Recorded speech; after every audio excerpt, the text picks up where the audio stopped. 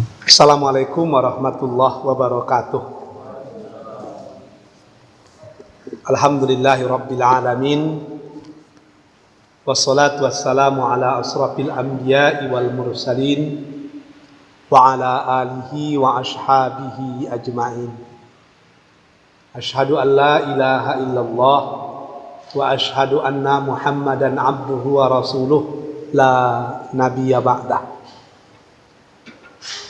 Bapak-bapak, ibu-ibu, hadirin dan hadirat, para undangan Allah yang berbahagia, kembali kita bersyukur kepada Allah sebab pada malam hari ini Allah masih memberi kita nikmat hidup.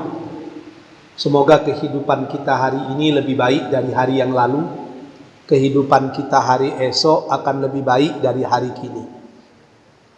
Selawat beriring salam kita pintakan kepada Allah agar tetap dicucurkan kepada Rasulullah Habibullah Muhammad sallallahu alaihi wasallam.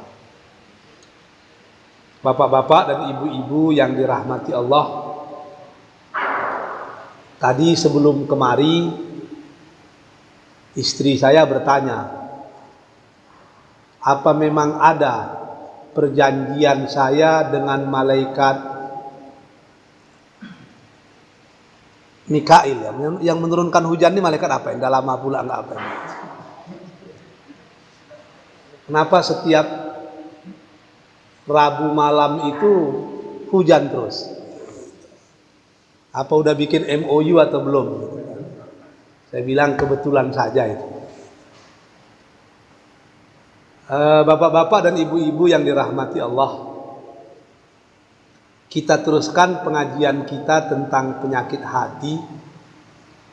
Hari ini kita masuk kepada penyakit hati yang paling sering diderita manusia. Namanya al-hasad. Hasad, kalau diterjemahkan ke dalam bahasa Indonesia biasanya dengki. Dengki. Kalau menurut definisi, hasad itu adalah keinginan zawal nikmatillah, hilangnya nikmat Allah an ahadin, dari diri seseorang. Dalam bahasa yang lain dikatakan berharap hilangnya nikmat yang diberikan Allah kepada seseorang. Apa maksudnya? Dalam bahasa populer mungkin kita bisa katakan hasad itu SMS. Suka melihat orang susah, susah melihat orang senang. Ini hasad. Kalau orang dengki itu yang diinginkannya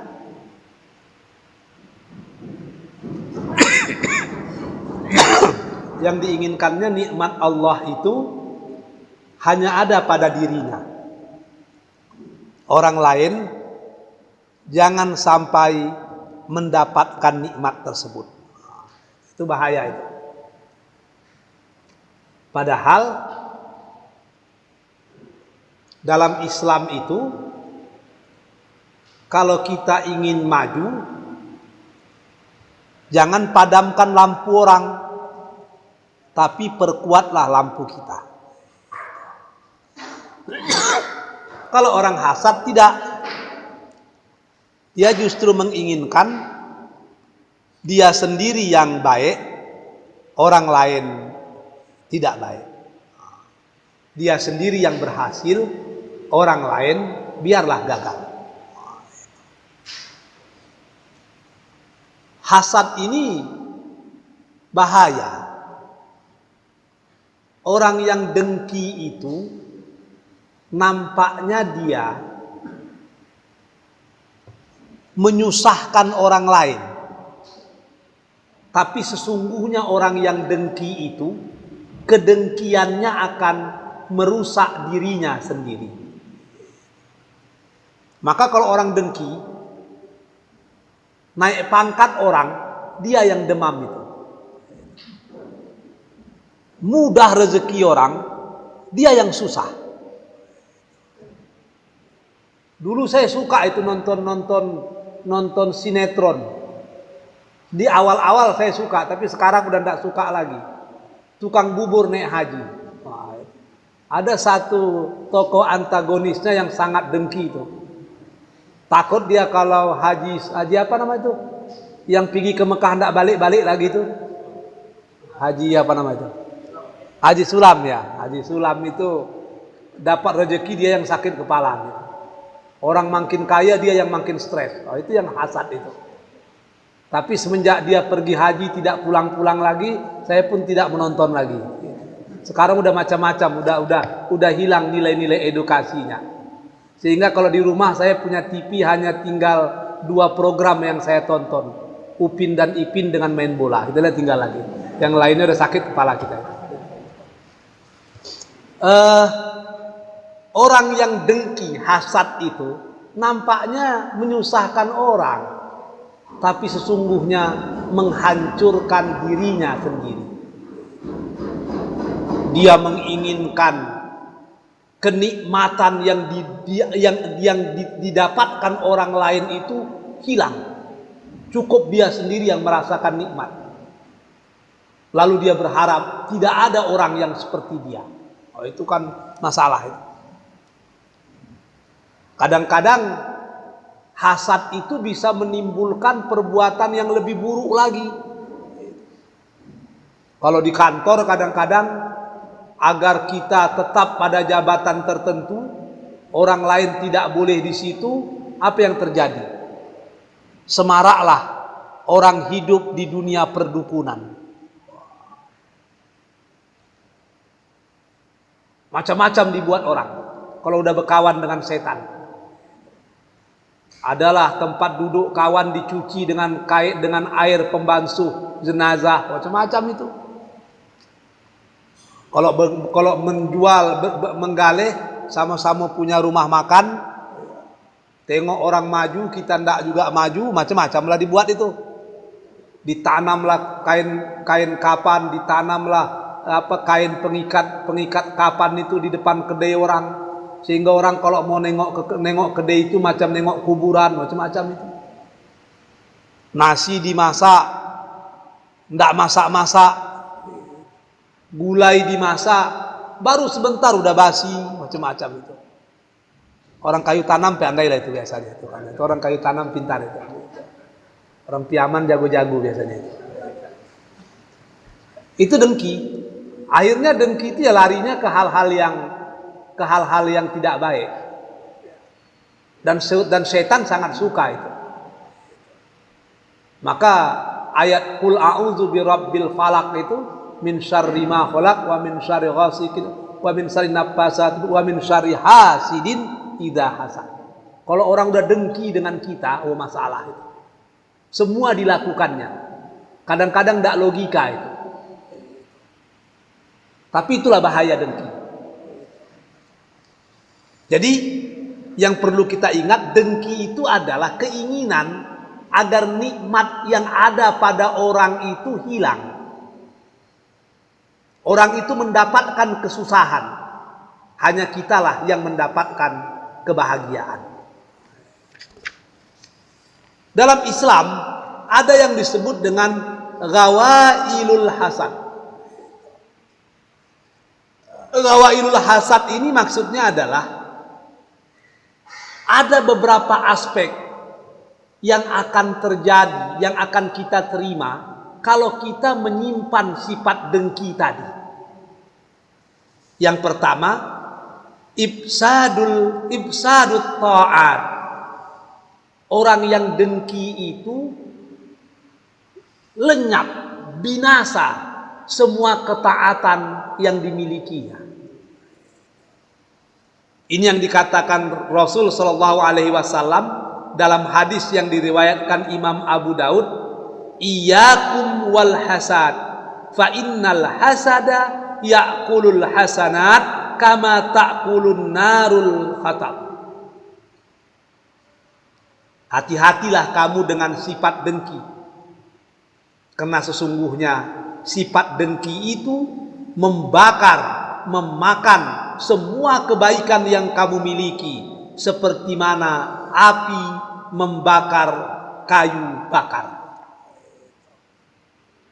Jadi kalau kita punya sifat dengki, kebaikan yang ada dalam diri kita itu lenyap. Seperti mana api membakar kayu bakar. Kayu bakar itu kalau udah dibakar oleh api, itu habis itu. Ujung-ujungnya hanya tinggal menjadi arang dan kemudian menjadi abu. Begitulah hasad tadi. Kalau ada tersimpan dalam diri kita sifat hasad, nanti di akhirat kita bingung. Ternyata kebaikan-kebaikan yang selama ini kita lakukan tidak ada lagi nilainya di sisi Allah. Ini yang paling bahaya itu. Jadi hasad itu kata Rasul menghapus semua kebaikan-kebaikan kita, persis seperti api membakar kayu bakar, lenyap. Yang berikutnya, ibda ila fi'lil ma'asi wal mafasid. Hasad itu akan membuat manusia cenderung melakukan maksiat dan kemudaratan. Kalau ada sifat hasad dalam diri kita, pasti kita akan cenderung melakukan kejahatan, melakukan kemaksiatan. Ini yang dikatakan Rasul sallallahu alaihi wasallam, la yazalun nas bi khairin malam yatahasadu. Manusia itu akan senantiasa dalam kebaikan sebelum atau selama dia tidak mempunyai sifat hasad. Jadi sifat manusia itu sebetulnya cenderung kepada kebaikan. Terkecuali kalau sudah muncul sifat hasad dalam diri kita. Begitu sifat hasad muncul dalam diri kita, maka kita akan cenderunglah kepada kemaksiatan. Kalau bapak-bapak dan ibu-ibu tidak percaya, manusia itu fitrahnya suka kepada kebaikan, benci kepada kejahatan. Tontonlah film. Kita tengok film Cina, orang pasti benci dengan perampok, pasti suka dengan orang yang berbuat baik. Tengok film India sama, tengok film Barat sama, tengok film Arab sama, tengok film Turki sama. Artinya apa? Seluruh manusia sebetulnya fitrahnya dia itu ingin melakukan kebaikan dan benci kepada keburukan. Kalau bapak-bapak dan ibu-ibu tidak percaya, kalau ada koruptor itu jahat atau tidak itu? Jahat itu. Lalu koruptor bikin perusahaan, mau tidak dia menerima koruptor menjadi karyawannya? Tidak ada itu. Kenapa tidak mau? Sebab dia tahu korupsi itu tidak baik. Ada pencilok gadang, CP 2 jari, tukang copet, kaya dia, dibikinnya perusahaan. Mau tidak dia menerima karyawan para pencopet? Tidak akan jadi. Pagar makan tanaman besoknya, nggak jadi. Kenapa? Sebab dia tahu, hati nurani manusia tahu kalau mencopet itu tidak bagus. Ada orang pezina, mau ndak dia anak kandungnya menikah dengan pezina? Ndak itu. Kenapa? Dia tahu kalau berzina itu tidak baik. Jadi fitrah manusia itu sesungguhnya cenderung kepada kebaikan. Hanya nafsu yang dimonitor oleh setan yang membuat manusia suka kepada kejahatan. Salah satunya adalah hasad. Begitu ada sifat dengki dalam diri kita, macam-macam bisa kita lakukan. Semua kita akan perbuat sehingga kita mudah masuk ke dalam dunia maksiat dan melupakan dunia ketaatan. Yang ketiga, harman asy-syafa'ah, diharamkannya syafaat. An Abdullah bin Basar qala sallallahu alaihi wasallam, "Laisa minni zu hasadin wala namimatin wala kahanatin wala ana minhu." Kata Rasul sallallahu alaihi wasallam, bukan dari golonganku orang yang dengki, orang yang menggunjing, dan orang yang kahanah, percaya kepada tukang-tukang tenung, mungkin ya, kahin. Intinya hadis ini, umat Rasul itu pasti akan mendapatkan syafaat, terkecuali orang yang tadi. Di antaranya adalah zu hasadin, orang yang hasad. Kalau orang hasad itu, kata Rasulullah, wala ana minhu, maksudnya aku tidak termasuk daripadanya. Artinya orang yang hasad itu bukan umat Muhammad sallallahu alaihi wasallam yang wajar menerima syafaat. Padahal kita ini pasti mengharapkan syafaat. Tidak ada kita yang tidak berdosa ini, terkecuali orang yang bertaubat dan Allah hapuskan dosa-dosanya. Sehingga syafaat itu merupakan sesuatu yang sangat kita butuhkan. Tapi orang yang dengki, dia akan tidak pernah mendapat syafaat dari Rasul sallallahu alaihi wasallam. Yang keempat, duhulun nar qablal hisab. An Ibnu Umar qala sallallahu alaihi wasallam,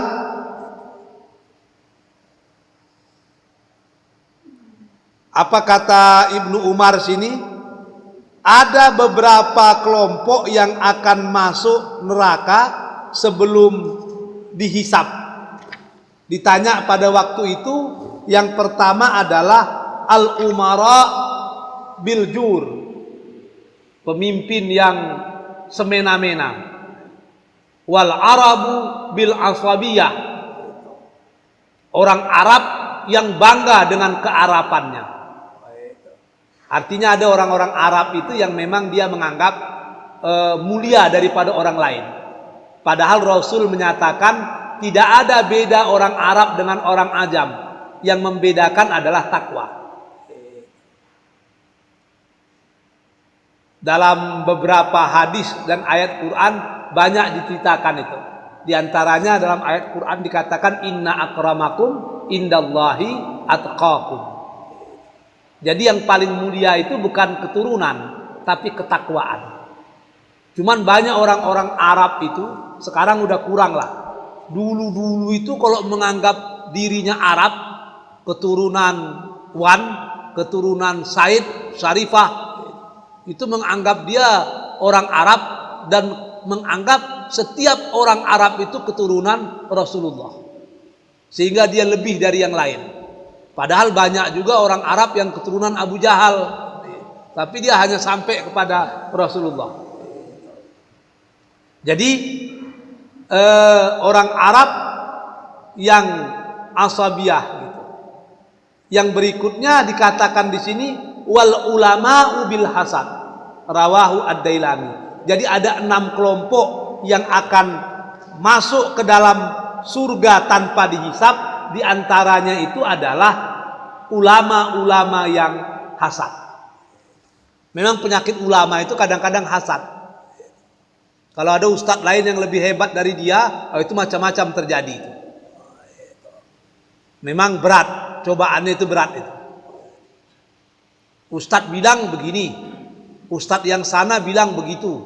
Mana yang betul ustadz? Ya saya yang betul. Tapi ustadz itu bilang begitu. Dia itu kan sekolahnya cuman di UIN Suskariau itu. Wah. Tamat Darun Nahdoh masuk UIN Suskariau. Mana sampai ilmunya ke situ? Wah. Akhirnya kalau ulama sudah saling merendahkan, maka umat yang akan bingung. Kita teruskan. Yang berikutnya,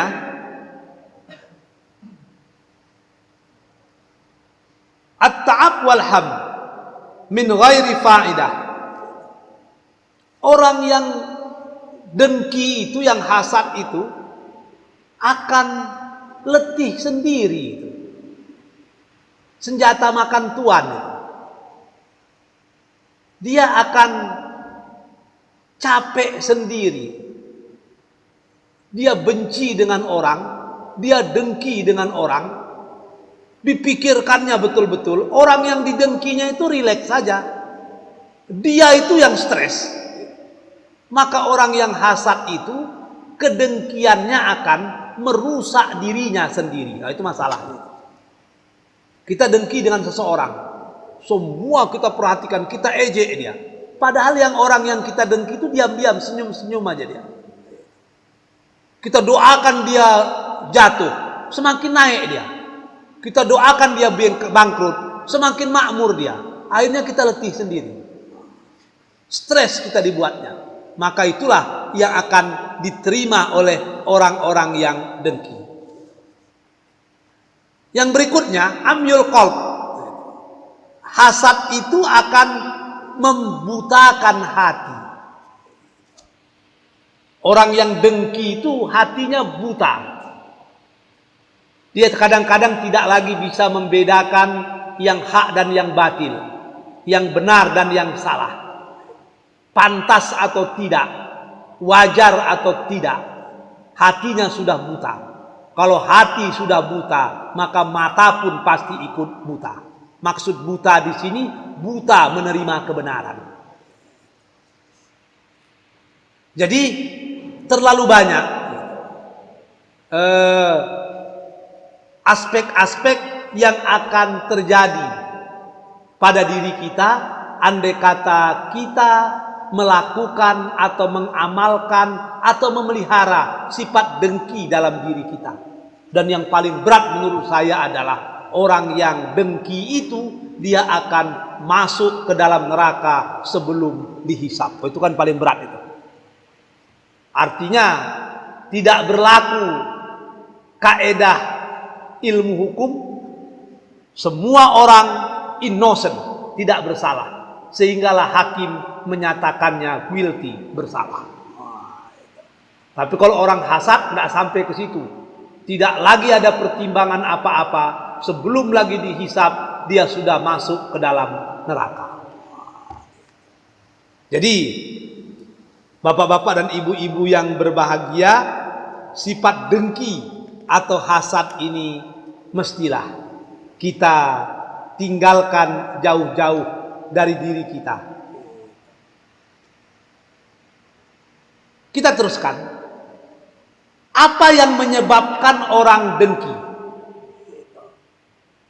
Yang pertama, al-awwal al-adawah. Yang menyebabkan orang terkena penyakit dengki atau hasad itu adalah al-adawah. Apa al-adawah? Permusuhan. Kalau kita udah musuh dengan orang, pasti timbul sifat dengki. Tidak ada yang dilakukan musuh kita itu benar. Semua yang dilakukannya pasti tidak betul. Berjamaah ke masjid musuh kita itu, kita bilang cari muka. Tidak jemaah ke masjid, kita bilang tidak ikut kepada sunnah. Macam-macam itu, semua salah. Batuk pun orang kita anggap mengejek itu. Itulah parahnya itu. Andai kata orang sudah bermusuhan, tidak ada lagi yang betul itu. Jadi penyebab orang terkena penyakit hasad atau dengki itu adalah al-adawah, permusuhan. Maka kalau kita ingin terbebas dari sifat dengki, jangan coba-coba punya musuh. Maka saya teringat itu perkataan seorang ahli politik Islam, Umayyah itu. Dia menyatakan, Abu Sofyan, dia menyatakan, Umayyah bin Abu Sofyan, dia menyatakan begini, aku tidak akan memutuskan hubungan dengan orang lain walaupun antara aku dengan dia itu pertaliannya tidak lebih daripada sehelai rambut. Satu musuh itu sudah terlalu banyak, tapi 1000 kawan itu masih terlalu sedikit. Artinya dia menjaga agar tidak punya musuh. Begitu kita punya musuh, masalah. Apa masalahnya? Maka pasti akan timbul sifat dengki dalam diri kita. Yang berikutnya, penyebab hasad itu adalah at-takabbur. Apa maksud at-takabbur? Sombong. Orang yang sombong pasti dengki.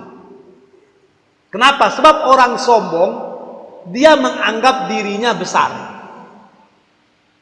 Kalau ada orang lain yang sama dengan dia atau lebih tinggi dari dia, dia pasti menganggap orang itu menghambat kemaskurannya. Maka timbullah sifat dengki atau hasad dalam dirinya. Maka takabur itu akan membawa manusia kepada kedengkian. Yang berikutnya, hubbur riyasah. Suka dipuji, suka disanjung-sanjung. Orang yang suka dipuji, suka disanjung-sanjung, biasanya dia akan bersifat dengki. Dia berharap semua orang menyanjung dia. Jangan ada menyanjung orang lain.